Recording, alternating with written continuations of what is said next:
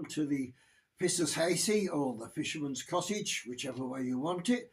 And please, if you like these videos, please like, subscribe, press the notification bell so that you'll hear more of them.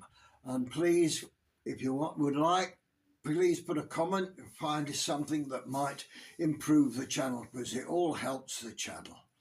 Okay, I'm still here in my last few days in Hopefield, and I'll be back in Jacobs Bay after shopping in town, and I'll be back in Jacobs Bay from Friday. So, okay, thanks for all those that are supporting the channel. It's I see the viewership has gone up quite substantially in the last few days. Okay. This is a poem about it's called The Peddler of Swaffham, and this story has been told. It's a thing that actually happened. There are several versions, because you know how things happen over time. They was 15th century when the actual events happened, and I heard it narrate as a monologue by a chap called Bernard Miles, who was a classmate actually of my mother. They were born in went to school in Uxbridge, which is in northwest of London. It's actually part of Greater London these days, but in those days it was nearly out in the country, as it were. So yeah, and as I say, I knew this guy from his adverts. He was a great character actor. He was knighted. He was the first British actor to be knighted. And then he later became a baron, and he started a theatre group and a charity for actors, I believe, or something to do with that. So, as I say, it inspired me so much hearing his monologue that I just a few days ago wrote this poem. It's called The Peddler of Swaffham. John Chapman was a peddler who lived in Swaffham town. One day he had a vivid dream that really made him frown. He dreamt he must take a long walk along many a long road, all the way to London Bridge, and there hear something for his good. So next day he packed all his peddling goods and set off on his trip. Each day on the way he sold some goods, carried on his back or hip. Many weary days later he entered London town and finally found the bridge. Then ere he sat down with a frown. What must he do, or whereabouts will he go to hear of that something good? Finally, feeling rather hungry, he went to the bakery there to buy some food. The baker said, "You're a stranger. What brings you far from home? I can see you are a stranger, but why to London roam?" John Chapman told of his vivid dream that he had that was revealed to him.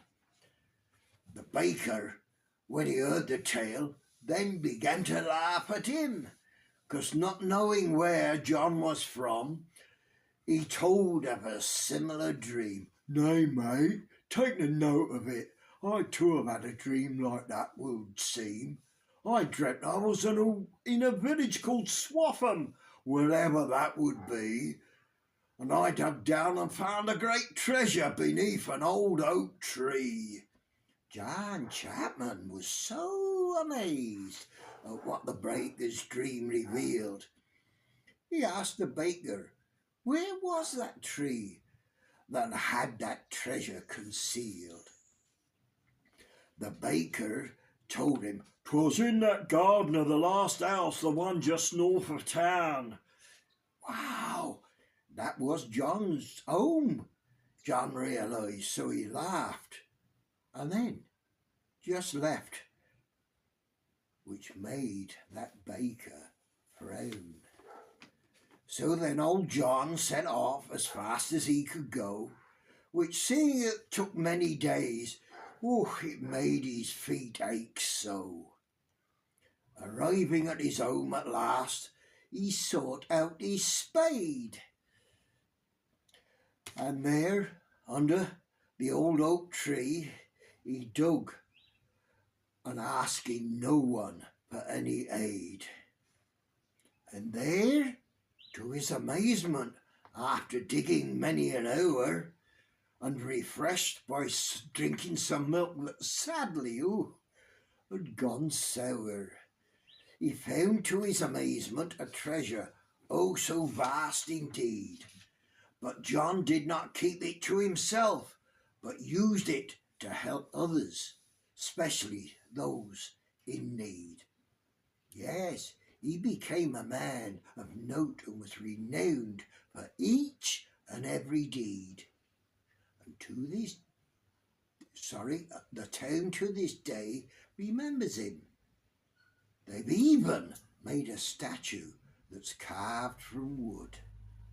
So if you ever visit Swaffham, you will be reminded